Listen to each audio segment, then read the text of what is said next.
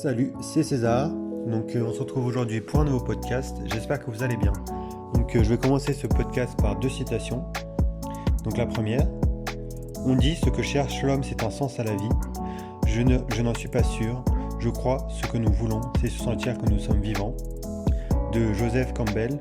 Et la deuxième citation, c'est comment faire tant d'envie de ne rien faire et si peu de temps, de Bill Watterson. Ces deux citations font vraiment écho à la situation actuelle, c'est-à-dire à la situation du coronavirus, etc. Pour moi, je parle que j'ai énormément de temps parce que je travaille pas et j'ai tellement de temps que je sais pas quoi faire.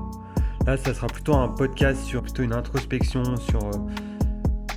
sur mon passé, ma vie, etc. Et après, comment trouver sa passion, comment justement combler le vide et dire maintenant je fais quoi, qu'est-ce que je fais maintenant que j'ai du temps devant moi. Ça sera vraiment axé là-dessus le podcast. J'espère que ça vous plaira et c'est parti. Alors c'est vrai que j'ai tiré un trait sur le train-train du boulot, donc 9h 19h, et j'ai tout quitté en espérant que ça allait devenir rose, que j'allais trouver un emploi, sans collègues, sans obligations professionnelles, etc. Et il y a beaucoup d'interrogations qui sont venues à ce moment-là, donc une fois que j'avais tout quitté, c'est quel est le sens de la vie ? Et donc là, cette question-là apporte vraiment un nombre infini d'options, etc. Et donc maintenant, je me retrouve un peu dans un océan d'options infinies où les décisions sont de plus en plus difficiles à prendre. Et donc c'est vraiment qu'est-ce que je vais faire, pourquoi je vais faire ça, etc. etc. Et donc là, j'ai beaucoup d'interrogations. Et donc après, j'ai une petite remise en question une fois que j'avais tout quitté. C'est est-ce que j'ai quitté la vie active parce que j'étais nul, ou parce que j'étais incapable d'y faire face, ou juste parce que j'ai baissé les bras, parce que j'aurais pu rester, on se dit pas, mais j'aurais pu rester. Après, c'est vrai qu'il existe des centaines de milliers de personnes qui vivent le métro boulot dodo, non seulement à Paris, mais à Londres, à Tokyo, à New York, etc. Et comment ça fait que j'ai pas accroché à ça ? Moi personnellement j'ai pas accroché, mais après il faut pas que je me remette en question trop en disant c'est un manque de faiblesse, un manque de capacité.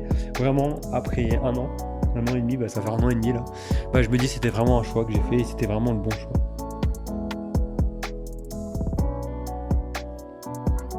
Au moins tout ce que j'avais avant c'était facile, j'avais une routine, c'était simple, tous les matins je me levais à 6h, je partais, j'avais mon train, après RER, je prenais les différents RER, ligne 12, métro B, etc. blablabla. Et voilà, et donc c'était assez simple, fallait suivre le cours.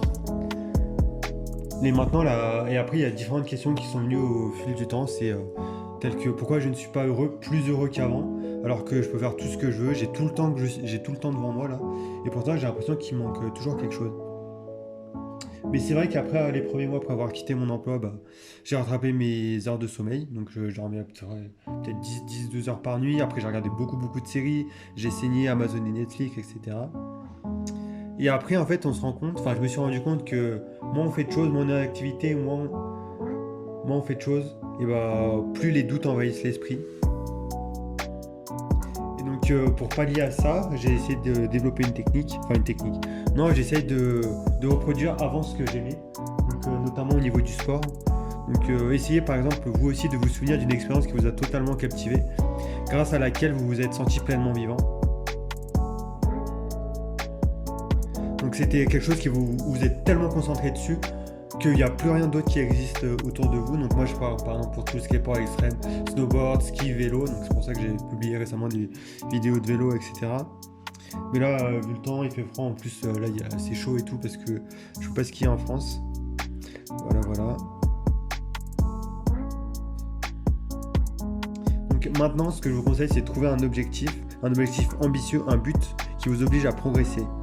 Et ainsi, ça pourra permettre de faire disparaître les doutes quand on est focus sur quelque chose, ça permet d'oublier tout le reste.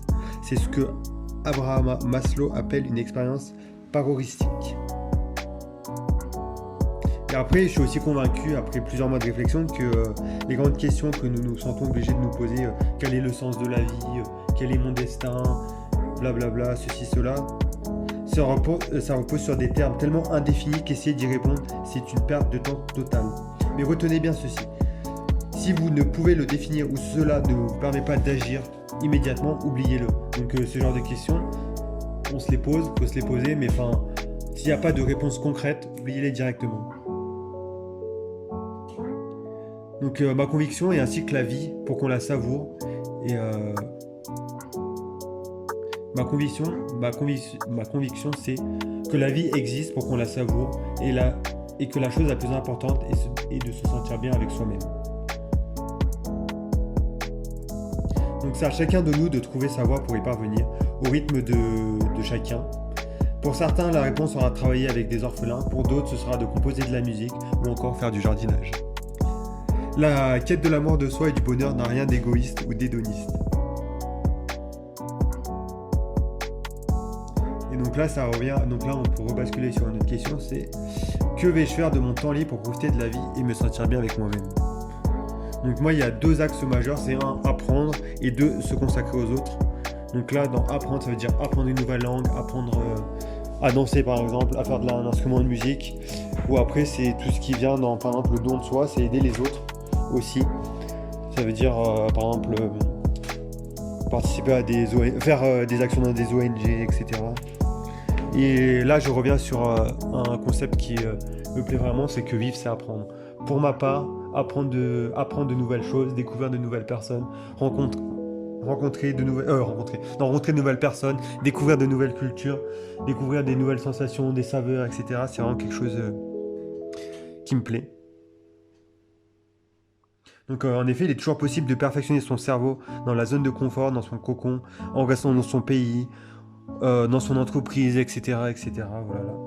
Mais le voyage et la vie ailleurs créent des conditions uniques qui permettent de progresser beaucoup plus rapidement.